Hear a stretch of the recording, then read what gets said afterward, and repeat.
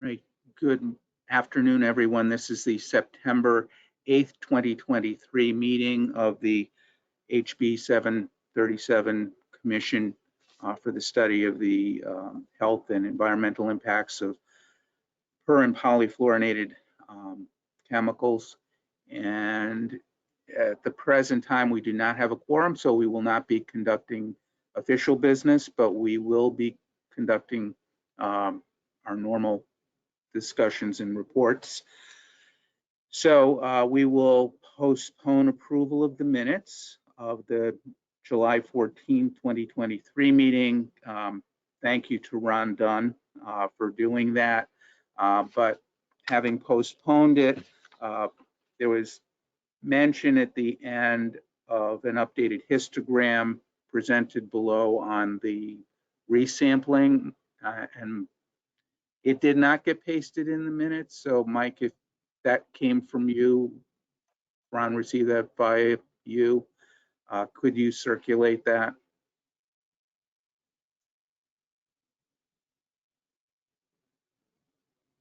I certainly can. I'm not sure we provided a histogram on the resampling. I'll have to go back and check. We have regular histograms regarding just the provision of alternate water and such, and the water line connections. But I provided some numbers orally on that, and I provided, I think, some text in the update that talks about that. But I don't think we ever did have a histogram on that. Okay, Ron. Well, I don't know. Offline, okay. Second to last page, number 5, Ron's minutes refer to an updated histogram that is provided below. So if you can just, in whatever digestible format, you can provide that information. Yeah, now that you mentioned, maybe we do have that. I'll make sure whatever we've got, we share with you. Okay. Appreciate that. And actually, this kind of segues into your monthly report anyway, Mike. So why don't you proceed?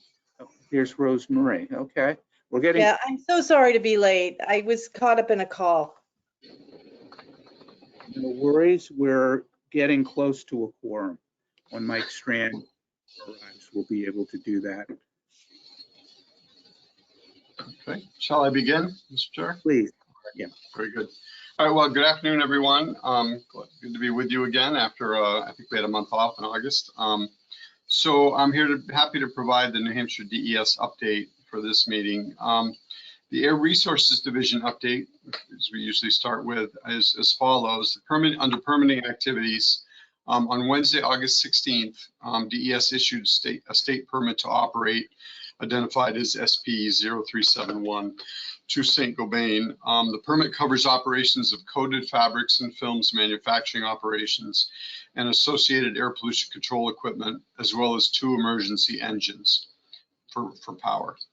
And then copies of the documents related to that they're typically in links, but for a variety of reasons, they're just going to be pasted as PDF documents to the summary. In my notes that'll be provided in the minutes, you'll have access to all those documents. And there are 5 of them that are associated with the review and issuance of the permit. On August 23rd, St. Gobain announced the upcoming closure of the Merrimack facility. They are required to operate equipment covered by the air permit in accordance with all permit requirements until the facility is no longer in operation. And then we'll talk a little bit more about that in a moment. No update on inspection activities. With regard to stack testing, the next stack test is scheduled to take place under the terms of the permit on September 20th to 21st, which is just 10 days away, or a dozen days away. A pre-test protocol was submitted to DES, and a pre-test meeting was held on September 5th. And they are indeed required to continue on. Even the closure does not impact that requirement. They do need to conduct that stack test, and it's our understanding that that will occur as planned on the 20th and the 21st. With regard to bypass operations, since the last update to the Commission, DES received 3 emailed notifications of bypass events and 1 permit deviation report to cover all 3 events. The company sent a permit deviation report related to the bypass events on August 4th, and there'll be a link to that notice in the minutes. The bypass of the RTO occurred during the following dates and times. July 25th for about 8 minutes from 8:16 to 8:24 a.m. On July 26th during 2 periods for about 5 minutes between 6:07 and 6:12 a.m. and then again for about 3 minutes from 6:28 to 6:30 a.m. And then again, the third one is on July 27th. So these are 3 consecutive days from 4:55 p.m. to 4:59 p.m. So about 4 minutes, and 5:05 to 5:10 p.m. So about 5 minutes. Now, the first 2 bypass events on the 25th and the 26th were related to high temperature alarms that resulted in the RTO automatically shutting off. The facility subsequently tuned the burners, which resolved that issue. And then the last event on the 27th was related to an Eversource power interruption when no coding was occurring at the time. So that event is not actually classified as a bypass event since no PFAS emissions were occurring at that time. On August 7th, at the request of the department, Saint-Gobain submitted the fire response and prevention plan update, which they submitted to the town of Merrimack fire chief back in October of last year, and there'll be a link to that plan in your minutes. And in addition, the company submitted monthly duct inspection forms from August of 21 through April of 23. So going on, so that's the air division update, and then going on to the issue of the closure. So again, on August 23rd, DES was notified that the company will be closing the Merrimack facility as part of an effort to restructure its composite solutions business in the United States. Saint-Gobain intends to fulfill its existing orders that the facility has dedicated itself to, and that's anticipated to take, as we understand it, till about approximately June of 2024, so halfway through next year. Saint-Gobain has indicated that they will continue to work with DES on the ongoing environmental investigation and remediation effort, including providing bottled water and permanent alternate water solutions as appropriate within the consent decree area. On August 28th, we were notified that SG will not be proceeding with the planned replacement of the existing sanitary sewer that was proposed to be completed this fall as part of the work, as part of the facility improvements that were planned and development to adjacent parcels. So that project, as we understand it, is currently dead, and the current configuration of the sewer line will remain as it is right now. We will be in contact with Saint-Gobain during the shutdown process, and really that means from now until then, to ensure that the property doesn't pose any additional risk to human health and the environment following its closure. So that's something we're going to be working on here at the department, across all of our programs. First of all, to try to make sure we understand and we implement whatever either statute law-based or administrative rule-based requirements related to the closure.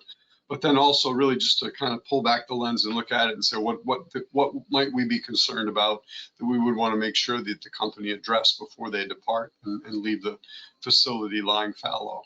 And so we'll be meeting about that internally and talking about that. And I'll plan to keep this commission updated on that as the months go by here, as we go towards that middle of 2024 closing date.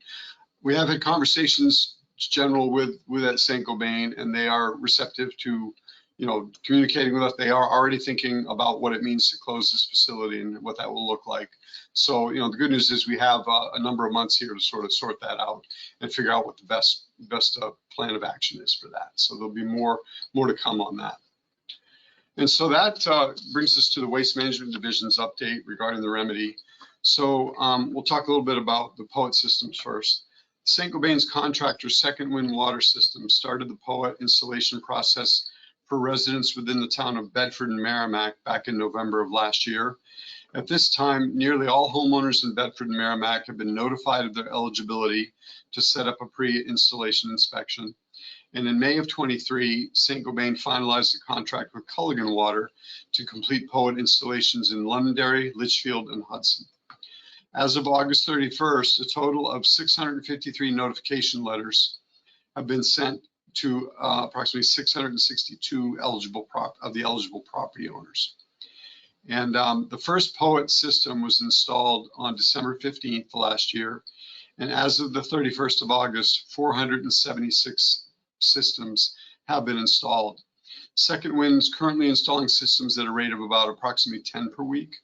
And Culligan began their POET installations the week of June 19th. And they've been able to install approximately 25 to 30 systems per week since that time. So it's moving pretty quickly. At this time, Saint-Gobain's contractors have been able to install all the POET systems for properties where property owners were responsive to the initial contractor notification letters. So that delta there between the 650 or some odd and the 476 represents people who did not respond to the first notification letter. So they'll be sending out second notices to property owners who are eligible to receive POETs and didn't respond to that initial notification from the contractor.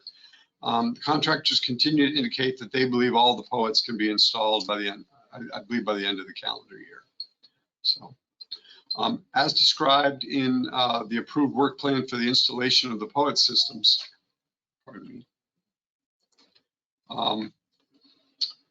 Saint-Gobain is responsible for confirmation testing of the system effluent to ensure the effective operation of the systems. Due to the requirements of the work plan, approximately 291 POET systems are considered officially complete because an installation isn't considered complete until the property owner has been provided with sampling results that confirm that the POET system is working. So you may have everything in line, but we keep them on bottled water until we've got that final test that shows that the treated finished drinking water for the home meets all the standards. So there's a little bit of a delay, several weeks delay between the time the system's actually installed and they get the green light to use the water. So there are a few steps that take place between installation and completion, and I'll just summarize them briefly. First, a sufficient volume of water needs to be run through the POET. Second, the post-installation samples have to be collected and submitted for lab analysis. And the labs are currently at 4 to 6 weeks to complete their sample analysis. The sample results are reviewed by Saint-Gobain's consultant and then provided to the property owner. If the initial sample results do not meet certain criteria, then resampling is required. So as reported previously, initial installations identified the presence of PFOS, perfluorooctane sulfonate, or PFOS, in confirmation samples that were collected from newly installed POET systems in the towns of Merrimack and Bedford. In some of these instances, PFOS was observed at higher concentrations in the effluent than in the influent. So that pointed towards some kind of source of PFOS in the hardware, basically. So Saint-Gobain's consultant conducted a qualitative evaluation of certain components used in the POET systems to determine their potential for contributing PFAS to the effluent samples. Each component was submerged in PFAS-free deionized water for about 30 minutes, and the valves were actuated 5 times during that submersion. A sample of the water that the component was submerged in was then collected and submitted for laboratory analysis. The results identified 3 valves, 2 ball valves and 1 sample port valve, that were the likely source of the PFOS in the post-startup effluent samples. So based on the results of the component testing, Saint-Gobain's contractor has made the following modifications to the system and startup sampling procedures. First, they eliminated the ball valves. So at new installations, the POET installation contractor has not installed these ball valves located before the lead adsorber and after the lag adsorber, so the lead canister and the lag canister. Sample port flushing. During the system startup procedure after an installation, 5 gallons of water is purged from each sample port. That's the influent, the midfluent, and the effluent ports. And the valve is actuated 5 times once per gallon to sort of work out any residues that may be on it. And then the timing of the post-installation startup sampling has been changed. So initially, the POET system startup samples were collected immediately after installation of the system. Now, POET system startup samples are being collected a minimum of 5 days after the system installation. And then lastly, the location of the effluent sampling. So effluent samples have been collected at the kitchen sink at certain locations to confirm the effectiveness of the system and the treated water that it's providing at the point of use. The modifications have reduced the frequency and concentration of PFOS detections, However, PFOS has not been eliminated in all new system installations.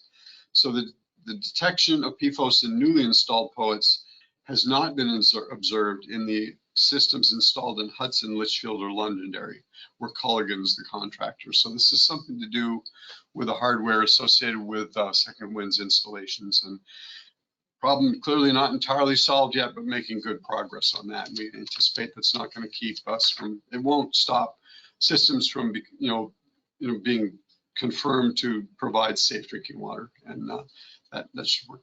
So we don't anticipate this being a lingering problem. So on July 1st of 2023, Saint-Gobain started their POET system rebate program for eligible homeowners under the eligibility terms that they determined. According to SG, the program will provide a one-time rebate of up to $5,000 to homeowners deemed eligible by the company who installed a POET system at their property to treat drinking water for PFAS prior to being offered a system as part of the company's POET installation program. It doesn't appear that homeowners who installed a treatment system are eligible if they are offered a connection to public water. So details on the rebate program and a downloadable form can be found, and there'll be a link in your notes. Saint-Gobain has indicated that they have received approximately 30 reimbursement requests, and they'll begin reviewing those for eligibility and reimbursement this month and next. So moving on to water lines, Saint-Gobain is proceeding with design work for water line installations for the town of Litchfield, Bedford, and Merrimack. These are areas where, with both existing water lines where homes require connections to the water mains in the street, and areas where new water mains need to be extended in order to make the connection. The design package for water main extension and service connections in the Hillcrest Road area of Litchfield has been completed. Bids have been received for this work, and a contractor has been selected. So contract documents are currently being finalized, and this work is anticipated to start in October of this fall. The contractors have estimated this work will take approximately 5 months to complete. The final design packages for extensions and connections to existing water mains were submitted to the utility providers for the Merrimack, Wildcat, Brenda Lane service connections and Bedford areas. And comments from the utilities have been received back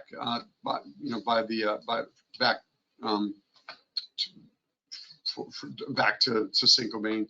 The comments are getting incorporated into the final document, and both packages are anticipated to go out to bid in October. So that's happening pretty quickly here. Saint-Gobain's contractors indicated that this project will go out to bid and be awarded before the end of the year. It's likely that this work will be conducted in early 2024. Both of these projects are estimated to take approximately 3 months and be completed by late spring of 2024. So the company's working with the water utility and currently evaluating the feasibility of water line extensions in the town of Londonderry. Conceptual design was completed by the water utility at the end of April and is currently being reviewed by the company. DES met with Saint-Gobain and the water utility in June to discuss the findings of the conceptual design evaluation and some challenges associated with expanding water service in the area that were identified by Penachuk. Those have been largely resolved, we believe, and DES is currently in active discussions with the utility and Saint-Gobain to finalize an alternate water remedy for this area of the site. So we would hope to have some news on that in the next couple of months.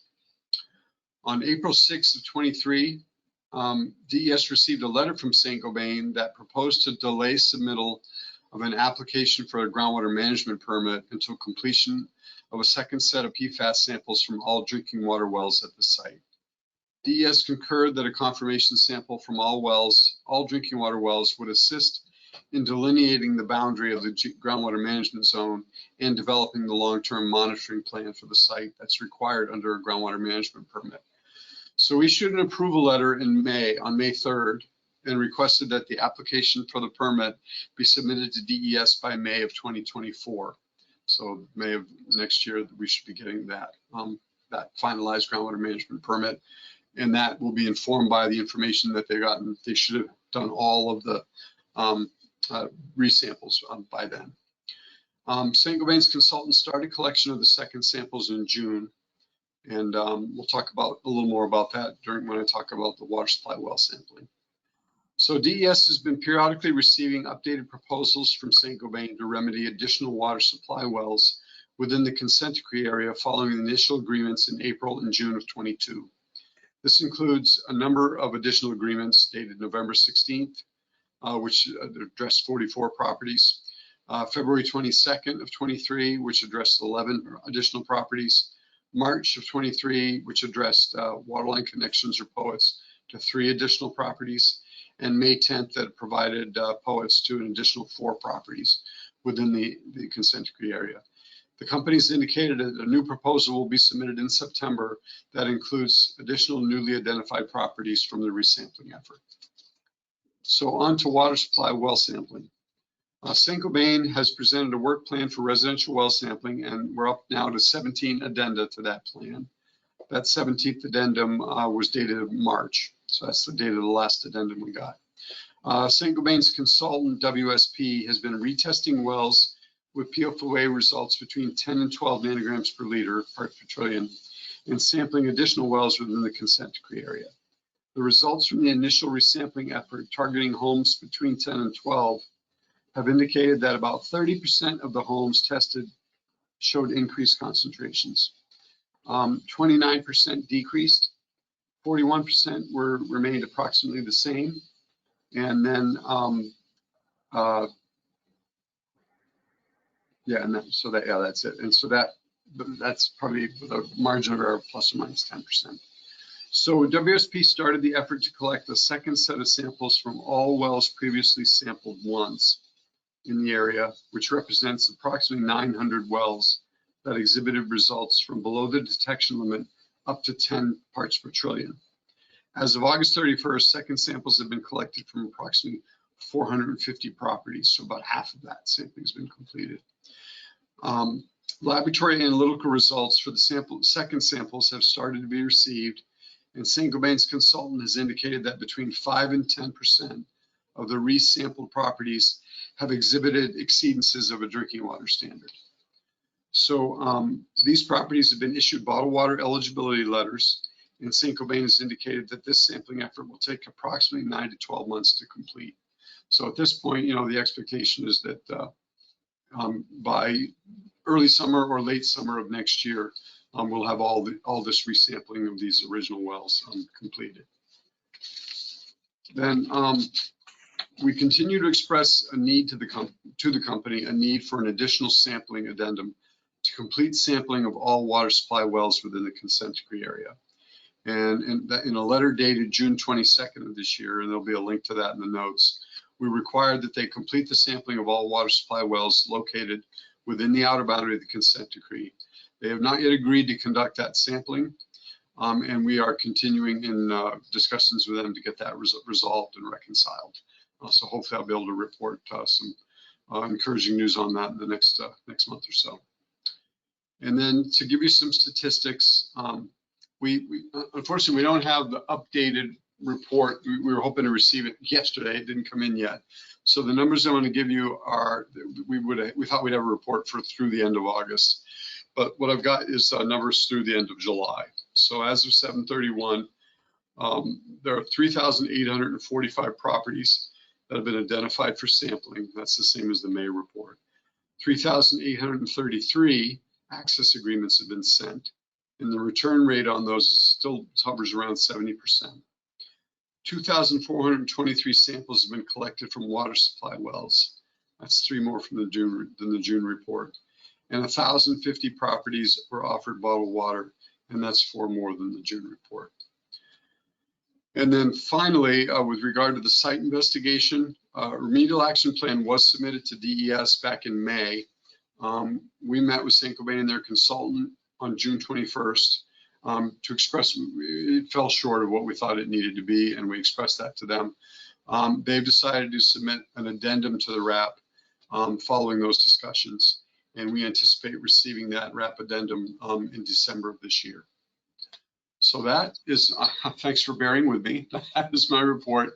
When you get the notes from this for the minutes, It will also include the typical histograms and bar charts and pie charts related to the progress of remedy implementation with respect to poets and water line connections. And we'll keep providing those each month as those numbers change. And, you know, I'm thinking about it because I'm pretty sure we do have a history. I can almost picture it now on those resamples. So I'll dig that up and I'll make sure that I include that as an attachment to the notes when I provide them to Representative Murphy. Great, thank you. So questions, Dr. Woods. Thank you. It sounds like the peripheral concerns with Saint-Gobain's leaving the area are under good control. I do have some concerns, and it may be because of my ignorance, but does the process of actual shutting down the plant have special risks? In other words, a burst of PFAS materials being discharged, either air, ground, water. Are there any parameters during a plant shutdown that are not relevant during an ongoing plant operation that we should be concerned about and query about during their shutdown process? That's a great question. You know, again, that's one of the reasons we're going to be meeting internally to discuss that and then having further discussions with the company. It may be helpful to understand that their actual tower operations are brought on and offline pretty frequently in terms of, you know, changing a product line or having a problem with air emissions control equipment or the manufacturing process itself. So I'm not aware of, you know, sort of shutting. It's not as though there's equipment there that just is run all the time ever since they set up, you know. I know that some of those kind of plants exist, but I don't think this is one of them. But having said that, we do have concerns, you know, about, you know, it's our understanding that they are not planning to remove these towers and manufacturing equipment to ship them to another facility. It sounds like they're, I think they do have a plant in Ohio that does the same sort of production, but it doesn't sound like they're, you know, it's not as though they're, you know, expanding another plant to receive this equipment. So I think they're not planning to relocate that equipment to another plant. So we have concerns about, you know, what kind of condition are those, you know, tanks that hold the emulsion and the towers themselves and the ductwork, everything there that is, you know, undoubtedly, you know, contaminated with PFAS because of the nature of their operations. How is that going to be left? We have concerns. We know that we have some issues with stormwater. You know, the roof has some contamination on it because of, you know, all the years of air emissions that occurred. So we're really interested in what level. We're going to want to see a high level of attention paid to, you know, either decontaminating or removing certain equipment and features of the structure and the site to make sure that when there's nobody there, nobody's home, that there aren't any, you know, emissions or discharges occurring at the facility. That's going to be our primary focus.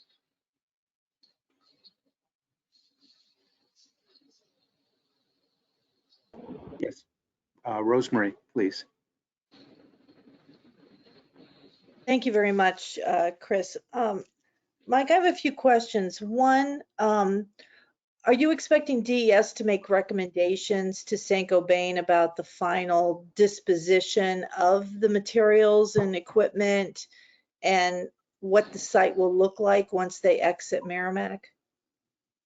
You know, I don't want to speculate on that because I don't know what that's going to look like, but all I can tell you is it's something that we are concerned about and we want to start working on it now so that we're not, you know, in some kind of fire drill in May and June. So we're looking to sort of, you know, and we know from brief conversation with the company that they're looking at that. There's a lot that goes into closing a plant, as you can imagine. And so those are the kinds of discussions that we want to have with them. And I have a couple other follow-up questions. One, what was the role of DES when the Hampshire Chemical Site in Nashua closed? I was kind of peripherally involved with that, but not at the specific level. Also, New England Chemical in Merrimack, when that had shut down, what was the level of DES involvement with those shutdown plans? Yeah, that's great questions. I'm not sure how much, I mean, our rules are very clear that when you leave a facility, you can't leave hazardous waste stored, in the facility. You got to ship off all the hazardous waste, and you can't leave any, any, discharges. There can't be any ongoing discharges for obvious reasons. They don't say an awful lot about how a plant gets sort of mothballed, if you will. So that's why one of the reasons that I want to, and we as an agency want to start a dialogue with Saint-Gobain promptly so that we can really understand what their plans are and address any concerns that we might have. I didn't have any particular involvement with the Hampshire Chemical or Dow Chemical facility when it closed. I am aware, and I didn't have any involvement with Elementis either, but I know that there was some problems there that we identified after their departure. And in fact, we had to go back in there and order, after they were gone, had to order some removal of waste that were left behind. And it ended up, we penalized them. They paid a civil penalty. And in fact, their case went all the way to the Supreme Court. And we prevailed in that case because they were questioning our authority to do what we did. So that's not a great story, and we want to avoid a story like that at this plant. We don't want it to go there. We want to make sure that the day zero, the day that they leave, that we're comfortable and confident that the plant can lay fallow for some period safely. Yeah, and then just finally, I think having Saint-Gobain exit, even if all of the building, the infrastructure, the materials all decommissioned and deconstructed, my concern is that whatever field is left is still going to be leaching PFAS into groundwater. And I was wondering if DES has any authority to require the site be capped, similar to what happened in Merrimack. That site was capped, and now it's used as a park. Yeah, well, understand, I want to be really clear, and maybe I didn't really say that, but this closure has absolutely no impact on their responsibility to submit for approval and for us to approve, and then to implement a remedial action plan. So, and that's not us making something up that's never happened before. We have dozens or probably hundreds of sites where the investigation and the remedial action occurred, in many cases, years after the facility was there. Many times it's under new ownership or even several owners later, but the responsible party that we identify, still under the law, has a responsibility to do a complete site investigation and develop an approvable remedial action plan and then implement that remedial action plan. So wherever we land on a remedial action plan should not be impacted one bit by the fact that they're closing the plant. The only thing I will say is that in some cases, like I described, what we select for a remedy can be influenced by the current use of the site, right? So, if they were to sell it to somebody and they were using it for another purpose, then it doesn't change Saint-Gobain's responsibility to provide an approvable wrap, but that wrap might look different depending on what's going on at the site. Okay, thank you, Mike. Mindy, you had a question? Go ahead, please. Yeah, a couple of questions, if you don't mind. Mike, you mentioned a June 22nd letter asking Saint-Gobain to sample all the wells within the consent decree area. I think you're referring to the places where there's been a contention about the buffer zone issue. Is that what you're talking about? Yeah, that's mostly what that is. That's right. How many are affected? How many wells does DES estimated are affected by that? It's a few hundred. I can't remember the exact number, but it's a few hundred. Are those included in the totals that you talked about, the 3,845 properties ID'd for sampling? Or is that over and above those?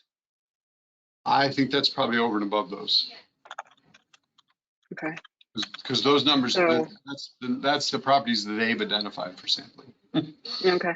Yeah, so it's probably on the order of like over 4,000 then that DES has estimated within the consent decree area. Okay. The wells that are, sorry to take time, but like Oh, 3 more that's all right. That's why we're here. So with regard to the retesting of wells between 10 and 12 parts per trillion, I've asked this a couple of times. The the numbers percentage-wise have pretty much stayed the same. It seems like there's been about 450, you said, that have been so far resampled out of about, I didn't catch those numbers, over 2,000? Or how many were they? No, I think it's 900. 900 out of how many that they're supposed to resample? 400 out of 900, 450 out of 900. 450 out of 900, okay.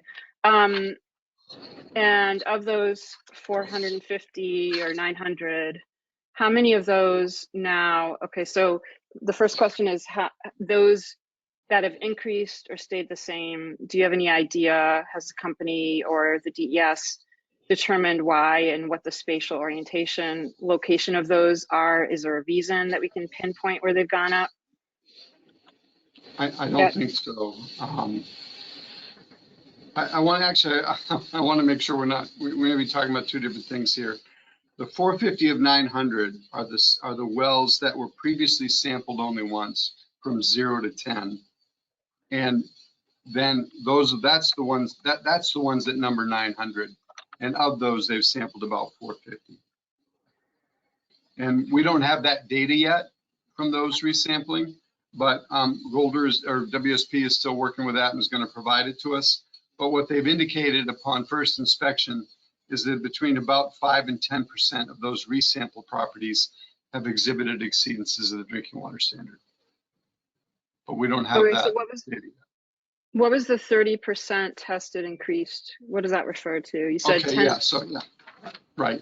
So that is the wells that were between 10 and 12. Okay.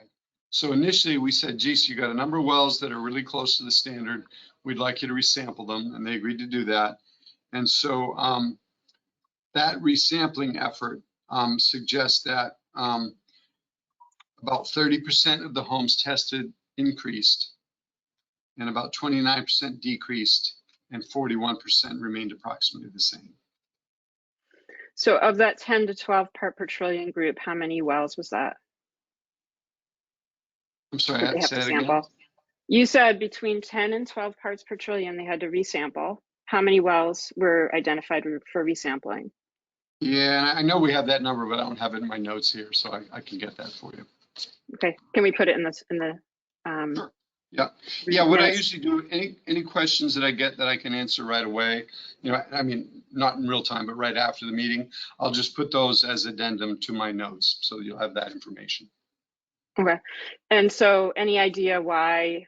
So it sounds like you don't have actually the data in hand to even know where they're spatially distributed. So we can't tell what's going on to cause the increase necessarily. I think we probably have the data for the homes between 10 and 12. And I'm not aware of any particular pattern associated with that. I mean, I think when you're talking about wells that are between 10 and 12, and then they come back, a few parts per trillion higher, Right. That's really, you're starting to really, I mean, it's important because if they're over 12, then they deserve to have an alternate water solution. And that's why we're having them do this sampling. But to try to, I think it's gonna be really hard to parse out some sort of specific reason within, geographically within the consent decree area. Having said that, Andy is much closer to this data than I am. I will touch base with him and see if he has any thoughts about that. So what I'm getting at is I'm trying to figure out how many people how many homes still may be below the New Hampshire standards, but may be above the proposed EPA MCLs. So I'm trying to get to that full number of who within the consent decree area may still be drinking water that's above the proposed MCLs. So that's what I'm asking again Sure. from you. So if there's some place we can get to those numbers, I just want to have a feel for how many people are still in that category. I think we've kind of looked at that question. I hate to kind of hip shoot here, but I'm pretty sure that's on the order of about 1,000 wells. Cool. Okay. Okay, my last question is, thanks for answering that.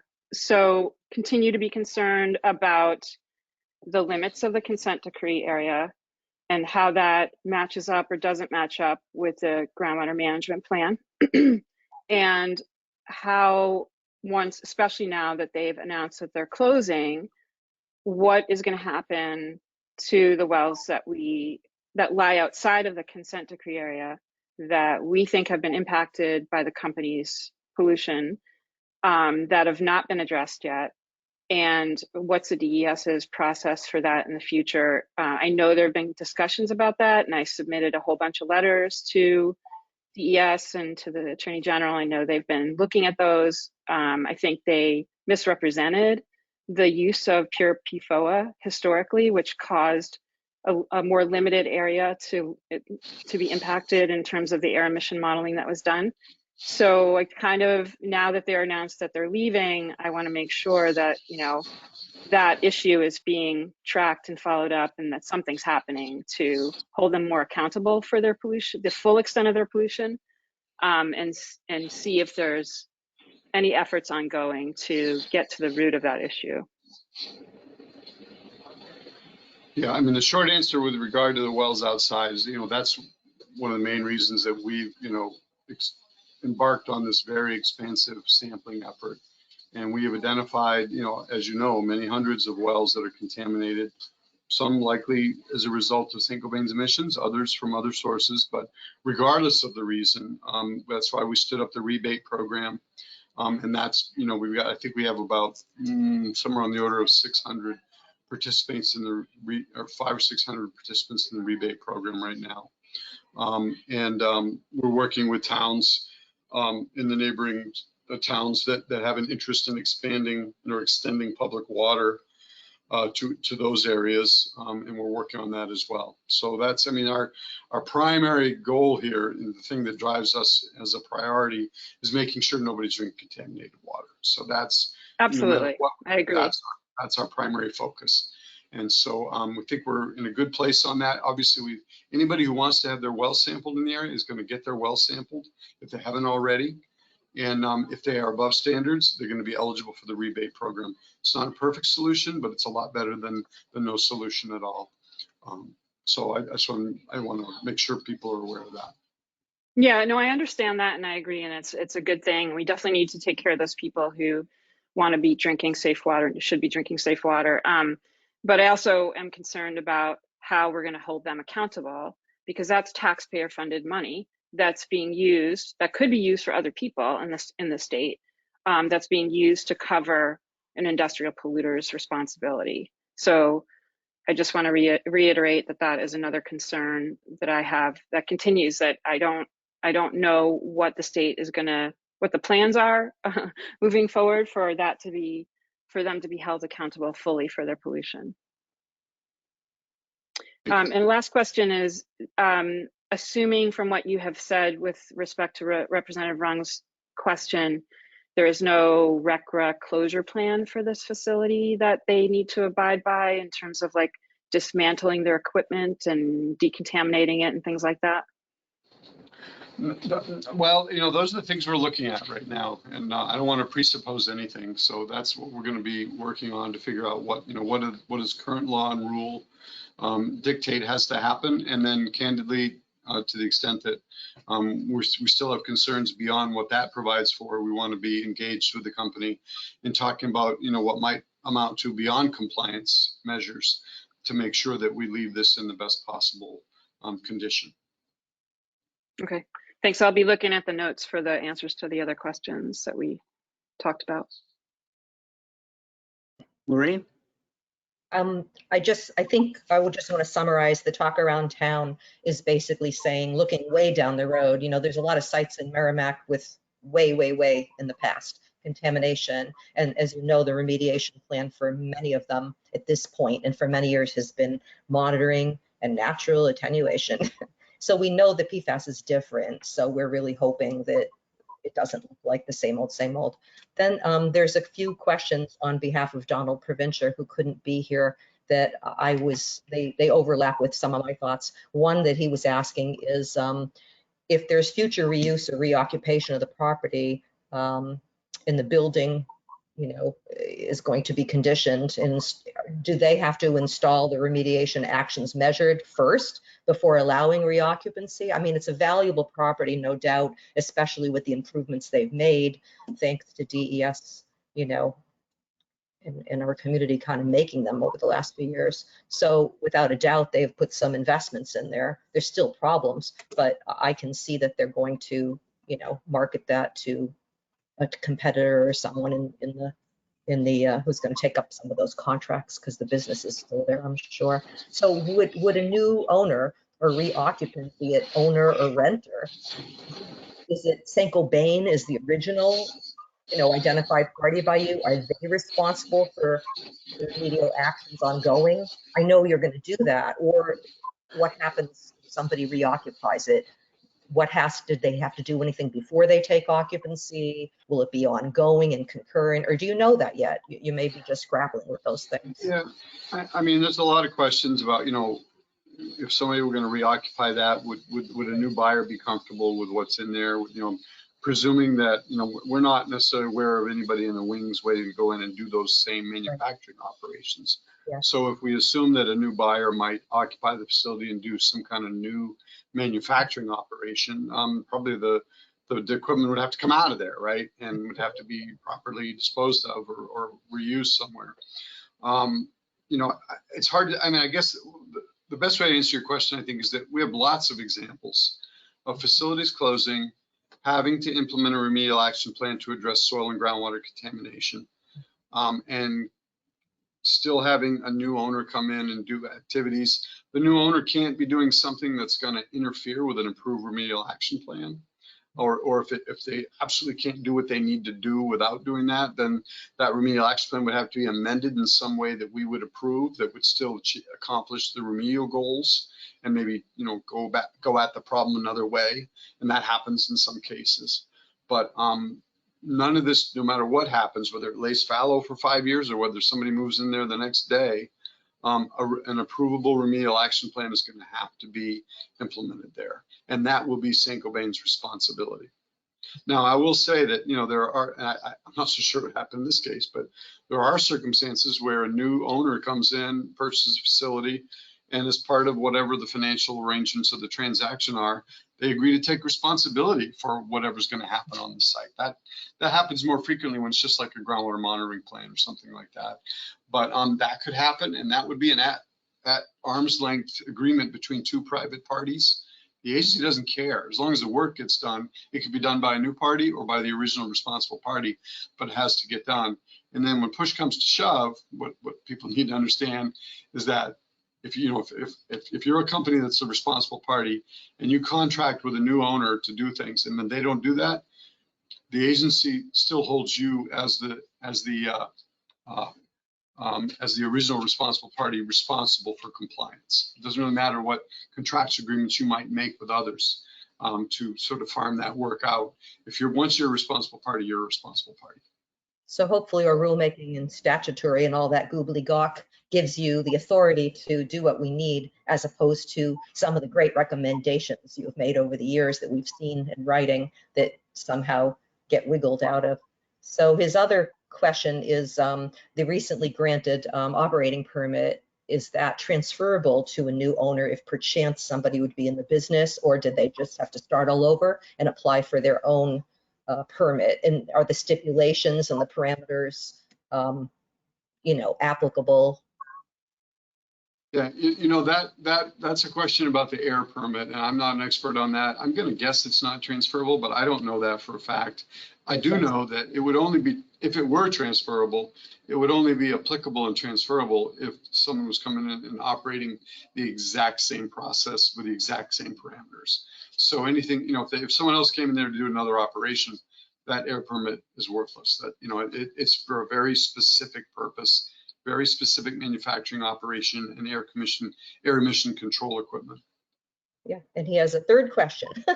If the use of the property were to change, I think this would be way down the road. I don't think this would be anytime soon, to something like undeveloped use, green space, or park, with less exposure to abutters or employees as present, with the degree of groundwater and soil remediation for site cleanup or reduced to a less stringent level of PFAS cleanup. That is his final question. Yeah, I think more than likely this remedial action plan is going to mostly focus on, you know, controlling and reducing the amount of massive contaminant that's in the formation there, and mitigating and remediating its impacts on surface water, groundwater and surface water quality. So I don't think that the use would really have much impact on those aspects. That's wonderful. I mean, I know in the very beginning of this, back in 2016, when I was trying to read everything I could about what we have and that whole infrastructure and the history there, what I found was, it stunned me, is some maps, either state maps or town maps, I don't know what they were, but it showed all in that area where Saint-Gobain is located as an aquifer protection zone, and it just kind of stunned me. So what we really have to do is we need to step back and say, all right, what are we going to do to protect that aquifer? And as you say, the waterways and everywhere else that leaches. Thank you. Welcome. Questions from anybody else? Thank you. I have Ernie, a question, Chris. who said that? This is Ron, Representative Dunn. Hi, Ron. Hi. Mike, I just wanted to say I've gotten some good feedback here in Londonderry from Culligan. The people that have spoke to me said they've gotten good responses from the reps that come here to put these systems in, and they're very happy with the service they get. The question that we have is there any update on how long they're going to be required to provide service to the systems? Those systems are required to be maintained by Saint-Gobain for as long as the influent water that's coming in from the well doesn't meet standards. So if a well started to, through a series of samples showed that it was reliably and consistently below the standard, lower than the standard, then they could stop providing that for the operation and maintenance of that system. But if it remains above the standard for 30 years, they're responsible to continue maintaining it for as long as it doesn't meet the standard.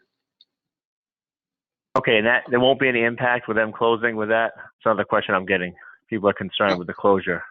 Everything we've heard from the company says that, this plant closure does not in any way impact their commitment to continue, meeting their obligations for both remediation of the site and for providing safe alternate water.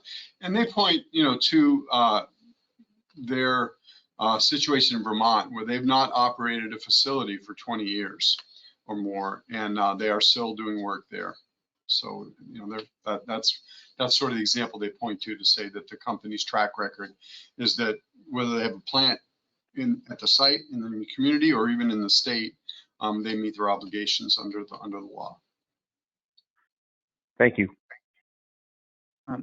Mike, sort of taking off on Ron's question about the POETs that have been installed, are any of them up for sampling, retesting already, or was it a 6-month interval, a 12-month interval? There's a regimen. I think there may be a 6-month interval in that first year. I'm not 100% sure about that, but I can certainly look at that for next time. So we may have some results available on how they're performing relatively soon. Yeah, I'll double check on that. I'm not sure the schedule. And on the other resampling of the 0 to 10s and the 10 to 12 part per trillion, with 10 to 12 holding true, and some of the 0 to 10s moving up over the MCLs at 5 or 10% doesn't matter. I guess in my view, we could probably proceed with the hypothesis that non-detected doesn't mean safe forever.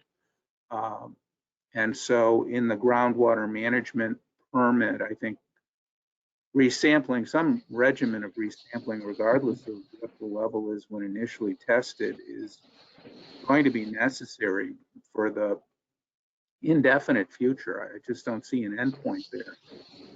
Yeah, we would Pre-2016 levels has been out of use, for so long, and we're still seeing these effects.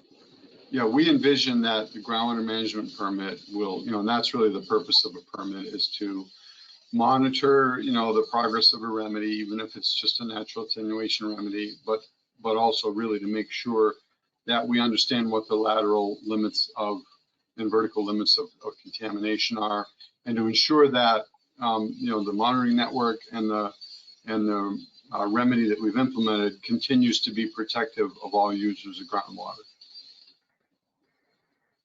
Yeah, I mean, even in those disputed buffer areas, I just don't see a safety margin to not sample.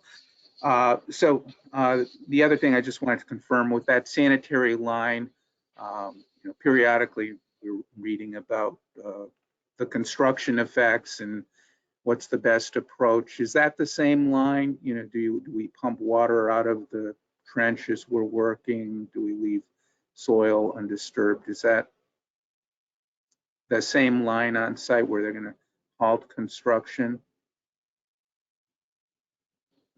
I'm not sure what your question is. My understanding about the sanitary line was that when the company had plans for modifications to the facility, they felt that there was a benefit to moving the line. And part of it also was that Flatley was interested in developing the parcel between the plant site and the river. And I think that the location of the current line was not particularly efficacious or helpful to Flatley. So my understanding of the history on this is that Saint-Gobain originally proposed to move the line up to the northern portion of the parcel and have it go that to kind of give Flatley a clearer place for development. But Flatley didn't like that. So then Saint-Gobain went back and came up with a second plan that slightly moved the existing line, consolidating a couple lines into one line that exits the property. Because basically those sewer lines through easements that exist on the Flatley property, actually two of them, leave the eastern boundary of the Saint-Gobain property and then converge into one main line on the Flatley property. And they were going to basically eliminate one of those and just have one line coming the more southerly line emanating from the plant site onto the Flatley property. And I think they were having trouble coming to agreement on what that was going to look like with Flatley. But anyways, at this point, now that they're going to close the facility, obviously they're not going to make any particular improvements to the facility at this point. And so my understanding is that the sewer line project is dead, that they're not planning, that the current configuration with those two lines going through their respective easements, coming and converging to a main sewer line that then runs south through the Flatley property will remain, that it won't be changed. So, I mean, ultimately, my concern would be influent at the Merrimack wastewater treatment plant. And if this was an old sewer line with groundwater infiltration, that would impact influent negatively. This was an upgrade, but is there any information on that? Would that have qualitatively improved the wastewater? Yeah, that's a fair question. I mean, those are the kind of things. That's why, when we talk internally about this, we'll be bringing in people from all parts of the agency to sort of look at the various systems here and whether we need to be concerned about their condition and how they're, their condition upon the departure of the company. So those are all questions that we'll be asking. I mean, in the short term, not having soil disturbance is a good thing. So, yeah, it should be noted, these sewer lines run through some of the most contaminated soils on the property or associated with the site. Many of them are on the Flatley property. Mindy. Sorry, I have one more question. So Mike, can you outline for us, there have been some questions amongst us about where there may be EPA authority with regard to this, especially with the closure of the plant. Can you describe to us, I know the state has some RCRA authorization partial, or last time I checked it wasn't full, but is there a part for EPA to play in this now that they've announced their closure, or is the state fully in control of all of this? My understanding is that for the issues that I'm aware of, the state has authority to implement all of these pieces. Certainly under RCRA, DES is a fully authorized state. they do have, yeah, I'm not aware of any specific, and I'm not aware of PCBs being an issue with that facility. If they were, that would be an area where probably EPA would have some authority because they have primacy for PCB issues. But beyond that, no, I'm not aware of any specific EPA authorities. That's not definitive. I'm just telling you what I'm not aware of at this point. Okay, I have a follow-up on that. So if EPA does what they've been saying they might do and classify PFAS as a circle hazardous waste, does that then allow EPA to have some sort of active partnership in this or not? Well, we want to be careful with our terminology here. So EPA's talked about making PFAS or certain PFAS circular hazardous substances, not hazardous waste. Hazardous waste is a RCRA term. Yep. Primarily. So if that were to happen, and if the site were to be listed on CERCLA, if there were a desire to list the site as a Superfund site, then certainly it's very helpful to have the contaminant of concern be regulated as a CERCLA hazardous substance. At present, I'm not aware of any efforts to do that. But at some point in the future, if there were a desire to seek a Superfund listing, or even just to expend funds under the CERCLA heading at the federal level, then having those contaminants listed as CERCLA hazardous substances is certainly very helpful. So, okay, so just to sum it up, so EPA currently has no part to play in any of this. Is that true? Well, they're one of our regulatory partners, and I don't think I can sit here and just hip shoot it and say, no, they don't have any part to play in this, but I'm not aware of any particular facet of this that they would need to come in and take the lead on. Thank you. Nancy? Thank you, and I apologize for having to step away. And I don't know if this has already been asked and answered. At one point, Mike, in your report, you said that it doesn't appear that the opportunity for those on public water to be eligible for the rebate programs under Saint-Gobain's program was an option. But I know that was a request that was raised at both of our last meetings. Do you know if that was ever even asked of them? Yeah, let me go back to my notes on that.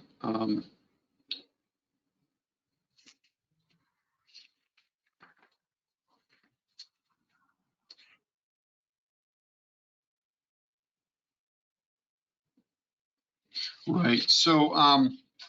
So they stood up at our request, they stood up a reimbursement program because there were a number of folks in the consent decree area who put in treatment because they didn't want to wait, right? They wanted clean water and they didn't want to keep using bottled water. And we asked them to provide for that. What I think I said is that it doesn't appear that the homeowners who installed a treatment system who have been offered a connection to public water will be eligible for their reimbursement program. We asked them to make it as expansive as possible, including that. They elected not to.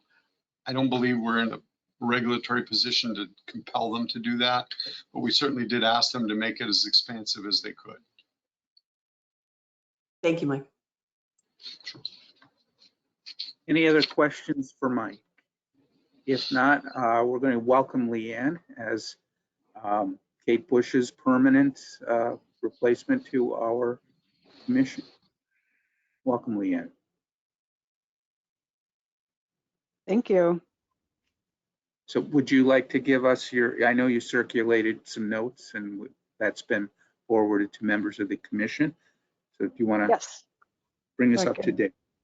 I can talk through those. So as you know, Health and Human Services was appropriated $500,000 in the last budget to support a kidney study, kidney cancer incidence study, phase 3 feasibility study. And before those funds can be used, Health and Human Services has to go before the Joint Legislative Oversight Committee on Health and Human Services before we can use those funds. And so the department will be going to that meeting on September 22nd to get that process started. And then the next step will be to establish a contract with an academic partner to actually complete the feasibility study. In the meantime, the department has been working to plan some initial outreach activities related to the project, including updating the website and planning a press release once an academic partner's been selected. And that's all I have, if there are any questions. And Nancy. Thank you. Actually, it's not a question. I just wanted to thank DHHS for the amount of work that went into this, because this was rough getting that passed out of committee. And I, as I think people know, when I filed that bill originally, this wasn't the bill that I wanted. I would really ultimately want a full epidemiological health study for our community, because I really think that that's both appropriate and necessary. But recognizing that that was not going to happen, this certainly made sense given the findings that we saw on that cancer report. So just want to acknowledge the work, know that there's much more to do, and thank everybody for their time. And I will be there on the 22nd. So thank you. Thank you. Dr. Woods. Thank you, and thanks, Leanne, for taking over. Just as a sidebar, representing the Medical Society, would really want to emphasize the Medical Society, at least from my perspective, should be, I'll say, an active player in this whole process from the health perspective. They have not, to some degree, reached the measure I would like to see. Having said that, there has been some transitions, and I say this for everybody's information. There's been a change over at the executive vice president position. There's an interim person in place at the moment. Also, Mike Padmore, who was the legislative individual, has now left and is doing the same legislative liaison work for AARP. So there are some transitions. So I would just offer, if in fact, as you work along, there are some voids with what you anticipate the Medical Society should or could be doing, please reach out. I really would like to see the Medical Society really support this effort. Thank you. Great, thank you. Maureen. Thank you, Mr. Chairman, and thank you for that report. With regards to the feasibility study, it was presented to us in Finance Division 3 as we learn more about it, that this is going to be a very community outreach intensive phase of the study. And so I'm just curious if by chance you have any idea at this juncture how outreach will be made to the community, how it will be made to us so we can distribute information and so forth, or perhaps it's too early in this game to know, but just interested if you have any thoughts regarding that outreach at this point. Thank you. Thank you. Yeah, that's a really good point. And I know there's been some discussions about community engagement. I think at this point it's a little too early in the process to really know what that's going to look like. But I think that is, as you indicated, that is going to be a really critical part of moving forward with the study. So I think we'd be looking for input from the commission and looking to connect with other groups and have that academic partner working to do those efforts, as well as the department.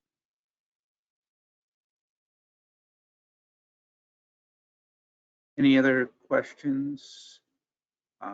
Just on that same point, I think there would be some value in finding people who did live in town in 2016, at which point Wells 4 and 5 came offline, who have sold their properties. I don't think it would be too difficult through the assessor database to identify properties that have been sold since that time.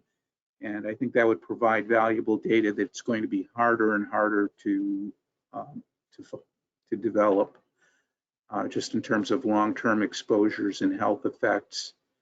people who have moved into town, since 2016, there's probably less value in, not less scientific value, maybe is the way to put it. If they did not have the level of exposure, they did not have the level of exposure that people did. It's a different type of exposure, and certainly there's valuable information to be gained.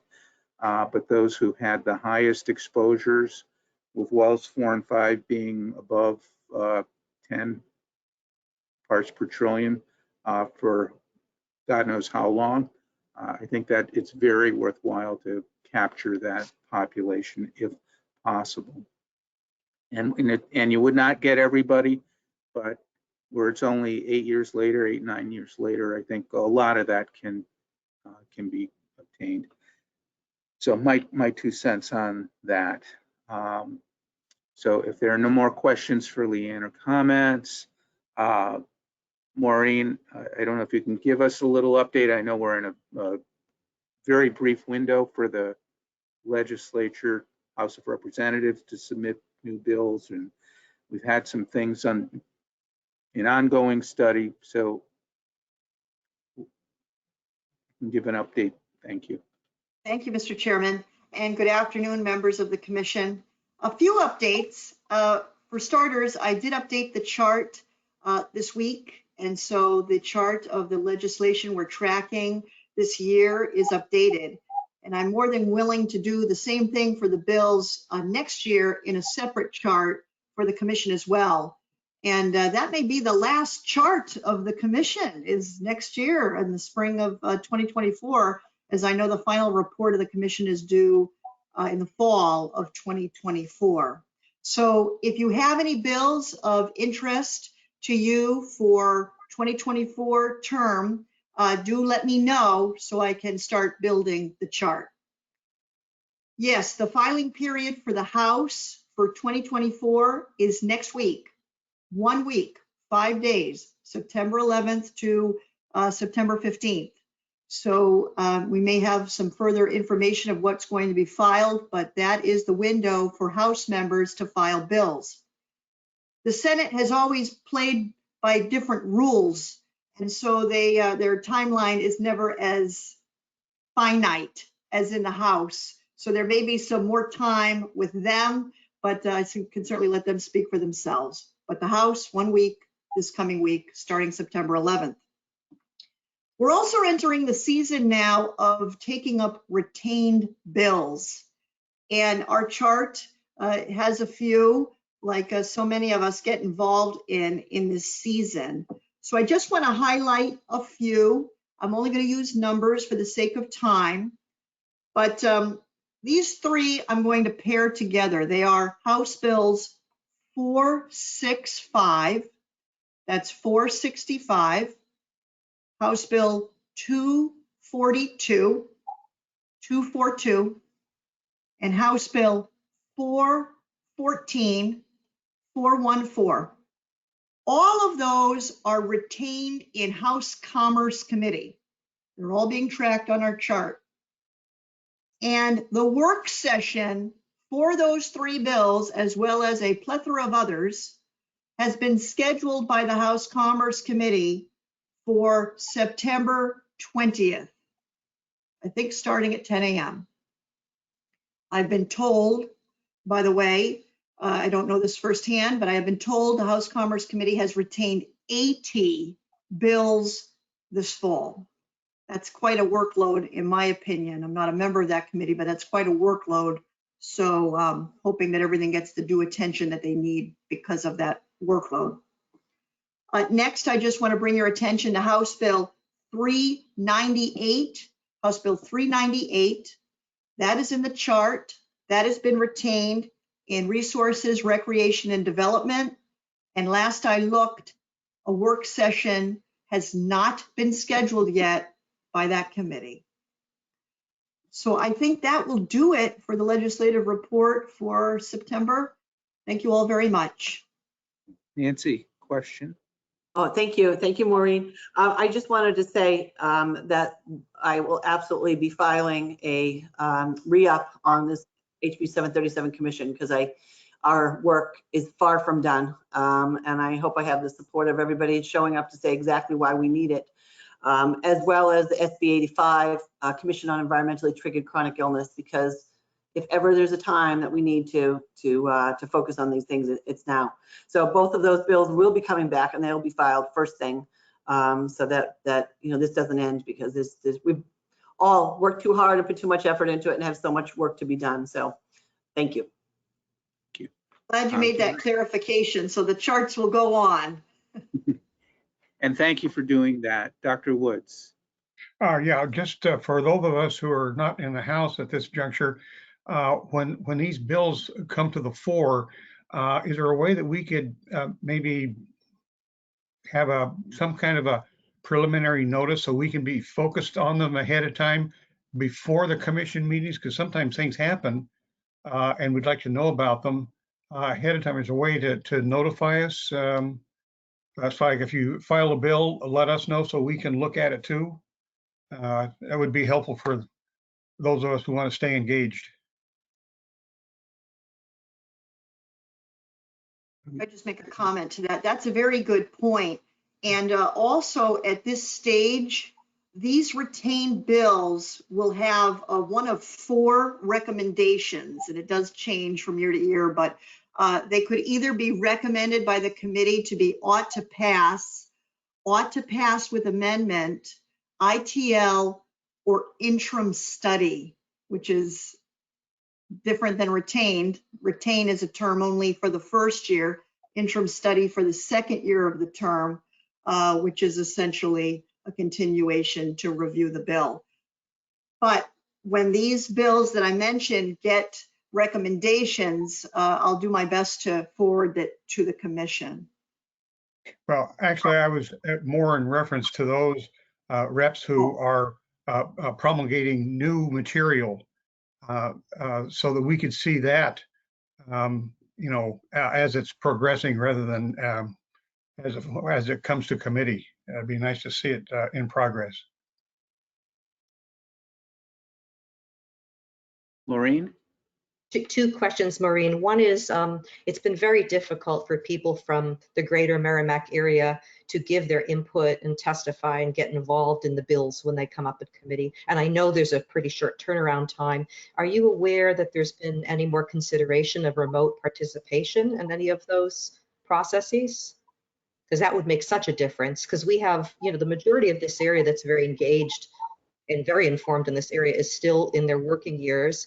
And I think a lot of our legislative body is in their retirement or semi-retirement years, so they don't really have that need, and there's a little disconnect there. Any thoughts on what's going on there? Or, yeah, Michael's nodding because he's a busy guy, parenting and running back and forth from work, and yeah. You raise a good point. I don't know of any further discussion or plans for remote testimony, that is to testify by video. Uploading, certainly written testimony, emailing it as well. Those are always options, but the remote during the workday, right? It's, I don't see that as a possibility. I know for myself, I can schedule a little bit of time away from my desk, for the length of, something and estimate it pretty well, but to leave, go there, park, go in, come back, I'm losing a decent part of my workday and my clinical schedule, and I don't get paid when I don't get work. I don't live for money, but it's very disruptive. So I think that's important. I know we have a good amount of people here in town who stay informed. We keep them informed, and we shared your chart with a few folks and stuff. But everybody, this is an elected official. You get inundated. There are so many bills filed that I really don't know that all of those letters that take some time to prepare with documents submitted really get read in time for committees to meet. So I'm just sharing that because, I look at it and I say, come on, New Hampshire, it's 2023. We're looking at the 2024 session. We all know how to use technology, and let's do that. Citizen participation is so important to New Hampshire. That's what I love about New Hampshire. So that's just my soapbox. The other question I had for you is, I know it's been summer and everybody's been running around and I haven't had a chance to catch up with you. Do you or any of your colleagues have bills that you are submitting on this topic next week? Not to my knowledge. Thank you. Okay, anything else on legislation? If not, we'll move on. As soon as Don Provencher is available, I plan on reaching out to Don, Mike Wimsatt. Mike Strand, you had your hand up. Did I miss you? Yes, no, thanks, Chris. Two questions, and Maureen, per usual, you took the words out of my mouth. And similarly, Dr. Woods, in lieu of the opportunity to do remote testimony, is it worth considering as a commission, or Maureen perhaps as a communication subcommittee, to do something to have a level of organization to get word out, from the perspective or position of our commission when public hearings do happen on any legislation, so we can try to galvanize some public interest and activity, I guess. So I guess more suggestion than question. Sorry. But the other question I do have, directly pertinent to legislation, and this might be for Mr. Wimsatt. So I think I already know the answer, and it's probably no. But from a DES perspective, is there any legislation that could be drafted, that could help protect, property owners and residents who are under the current MCL, New Hampshire MCL 0.12, outside of the consent decree? So there is no current obligation by Saint-Gobain, to remediate, as I understand it. Is there anything that could be done, for lack of a better term, to grandfather in remediation or engagement from Gobain to remediate when the federal MCL changes, and now we have a lot of wells that are, in residents that are over, the limit, but sort of unaccounted for besides potential future state rebate programs or town rebate programs? Does that make sense?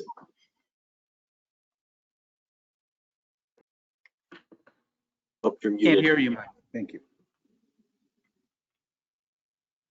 Sorry, at least it wasn't me this time. All right, I'm not sure I understand your question. You're talking about for folks who are below the current standard, but might be above the standard after. I mean, at that point, to be clear, a couple might be I know helpful. it's a pretty big hypothetical, sorry. Oh, no, it's all right. It's good to talk about. I think important for people to understand, this doesn't quite go to your question, but I want to say this first, that under the terms of consent decree, for those homes and properties that are inside the consent decree, the company has a responsibility to provide safe alternate water to meet current drinking water standards, whatever they might be. So if the standards drop for PFOA from 12 to 4, the company will be responsible to provide safe alternate water for anybody who was who previously didn't get it because they were between 4 and 12. So that gets reconciled, that gets addressed within the consent decree area. As far as outside the consent decree area, that doesn't, lowering the standard doesn't change the fact that those folks are not, we're not in a position to compel the company to provide safe alternate water from them. For that, by that I mean the state. Having said that, I've said a number of times that the state did not negotiate on behalf of anybody else. So if an individual property owner believes they're impacted by Saint-Gobain's emissions, they can take their own action to try to get safe alternate water or whatever other remedies they feel are they're owed. I think there's probably some bills that we don't know yet because the filing period's next week, but and the Senate has the longer period. But I believe there may be some legislation in the offing that's looking at addressing that issue in terms of just property owners and their individual ability to address. But I haven't seen it yet, so I don't know. I appreciate that, Mike.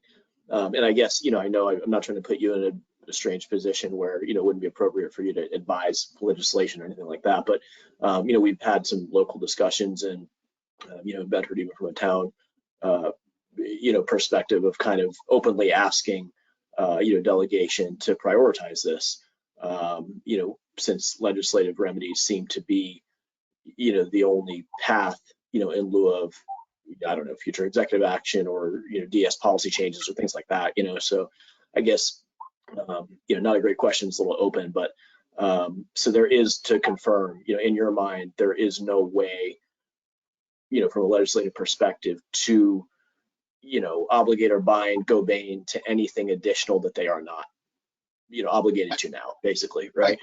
I'm not qualified to even comment on that. I don't have an answer in either negative or positive on that. That's not a question that I can answer. No, totally understand.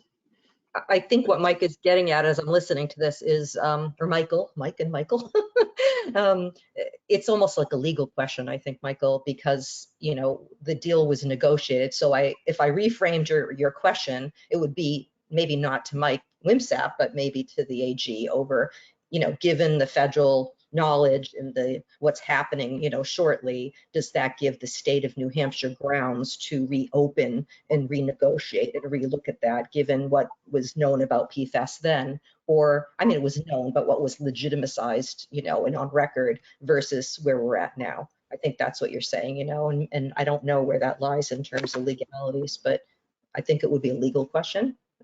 I think you rephrased that better than I initially Well, did. So no, I'm just listening and thinking where it tucks in. So I think that's absolutely.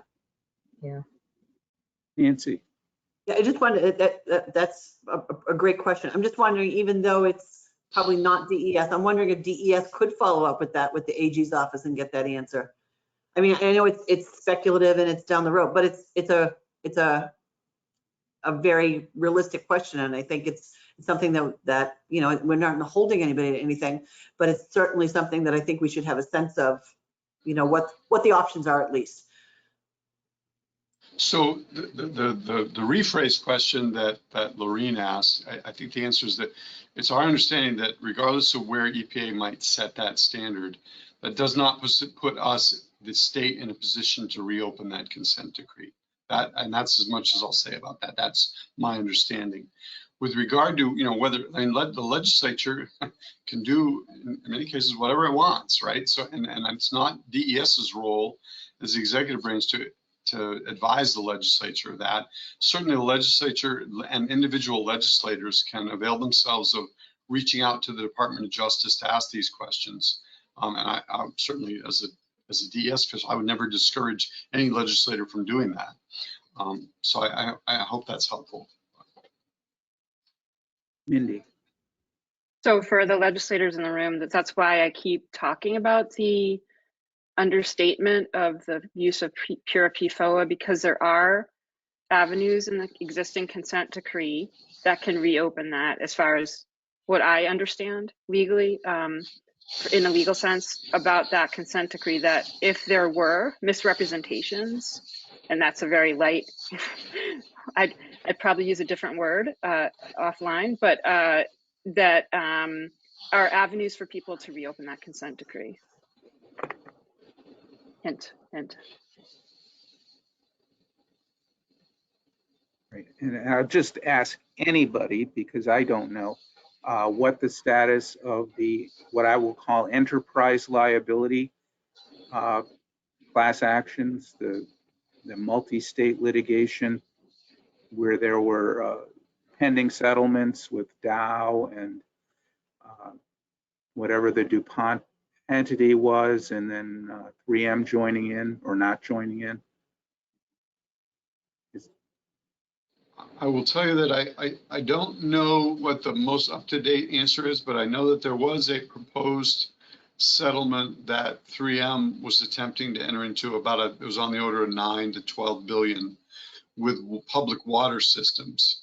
And there were, I think, as many as 20 or 25 states, AGs, who objected to that and wanted to have a role in the discussion of that.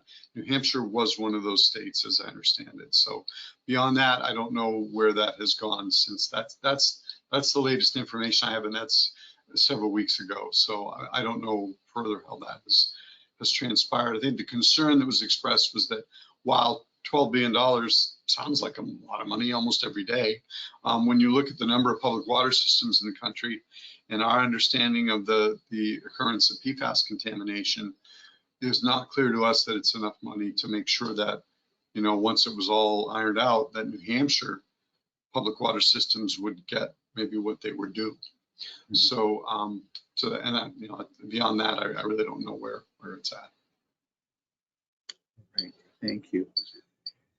So, you know, as I was saying, I'm going to reach out to the people who are on the environmental subcommittee as soon as Don gets back, and just remind other subcommittees, particularly health and communications, that if you're going to convene as a quorum, that you need to do notice and let Amy Russo know. And we just have to take notes. It's not minutes, you know, just the topics and who's there and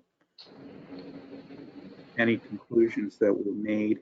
But I want to make sure I'm on the right track with the environmental subcommittee and my drafting of a report. My goal is to get it done by October so communications can work on getting that completed. Is there someone dealing with a health committee report that I can reach out to? Like someone like to step forward to hear from me? If not, I'll be autocratic about it. Mindy? Okay, thank you. I will be in touch with you next week. We did achieve a quorum, didn't start as a quorum, but at 1:18 we did achieve a quorum, so we can go back and talk about our minutes from July 14th. And other than my comment about a reference to a diagram that isn't there, are there any other comments or corrections to those minutes? If not, I will take a motion to approve them. So moved. Motion by Nancy, seconded by Rosemary, I believe. I got that right? All right. All those in favor, please raise your hand. If you're on video, say aye. If you're Aye. okay. And I I think think you need an that extension from me, Chris. extension from Mike Strand. So I think that passes unanimously. Nancy, did you have a question? Yeah, I don't know who's on the phone. So can we just identify whoever's on the phone? It's Representative Ron Dunn. Thanks, Ron. All right. Thank So you. next meeting of the full commission is Friday, the 13th. Geez, that doesn't sound good. At 1 p.m., same time, same channel. So with that, I'm not sure that we ever have the ability to take public comments. None have been brought to my attention during this meeting. And so with that, we will adjourn at 2:39 p.m. Thank you, everyone.